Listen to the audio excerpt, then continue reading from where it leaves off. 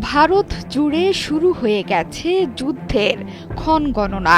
এরই অংশ হিসেবে ভারত এমন এক নজিরবিহীন সিদ্ধান্ত নিয়েছে যা এর আগে কখনোই করেনি দেশটির বেশ কয়েকটি রাজ্যকে মহড়া চালানোর নির্দেশ দিয়েছে ভারতের কেন্দ্র সরকার। কাশ্মীরের পেহেলগামে হামলার জেরে ২৬ পর্যটকের মৃত্যুর পর পাকিস্তানকে দায়ী করে প্রতিশোধের নেশায় উন্মত্ত হয়ে উঠেছে ভারতের প্রধানমন্ত্রী নরেন্দ্র মোদীর নেতৃত্বাধীন বিজেপি সরকার।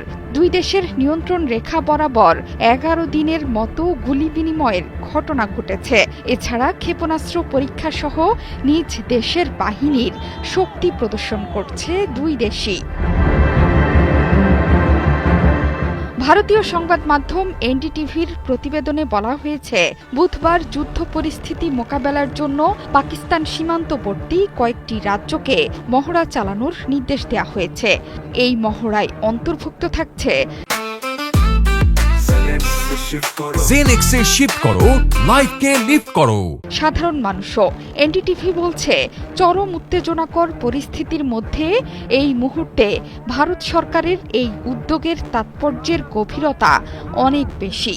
এর নেপথ্যে হল সবশেষ দেশটিতে এমন মহড়া হয়েছিল ১৯৭১ সালে।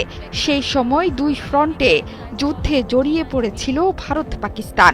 ভারত জুড়ে সতর্কতা জারি ছিল তখন। সোমবার ভারতের স্বরাষ্ট্র মন্ত্রণালয়ের নির্দেশনা ছিল, যুদ্ধকালীন পরিস্থিতি তৈরি হলে কি করণীয় সে বিষয়ে প্রশিক্ষণ দিতে হবে পুলিশ প্রশাসনকে।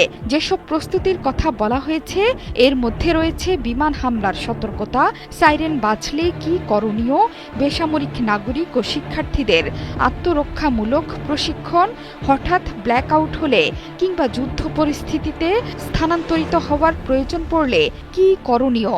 এছাড়া গুরুত্বপূর্ণ স্থাপনাগুলোর সুরক্ষা ব্যবস্থা নেয়া, মানুষ সরিয়ে নেয়ার পরিকল্পনা হালনাগাদ ও অনুশীলন, রাজ্যগুলোর সিভিল ডিফেন্সেরও উদ্ধার কাজ সংক্রান্ত মহড়া।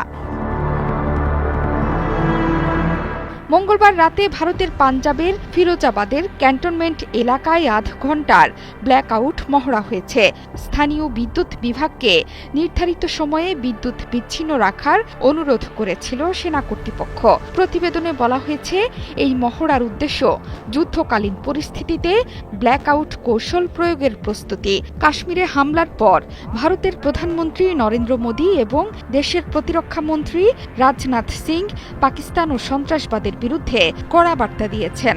যারা এই ষড়যন্ত্র করেছে বা হামলা চালিয়েছে তারা কল্পনাতীত শাস্তি পাবে বলে হুঁশিয়ারি দেন নরেন্দ্র মোদী।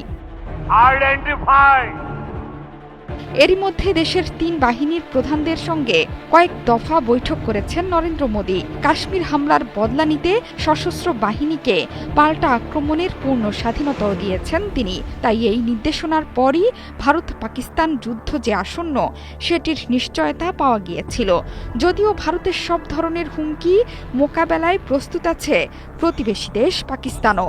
এরই মধ্যে অভ্যন্তরীণভাবে যুদ্ধকালীন সকল প্রস্তুতি নিয়ে রাখছে ইসলামাবাদ। দেশ জুড়ে চলছে মহড়া। জোহরা চৌধুরী সেতু, ৭১।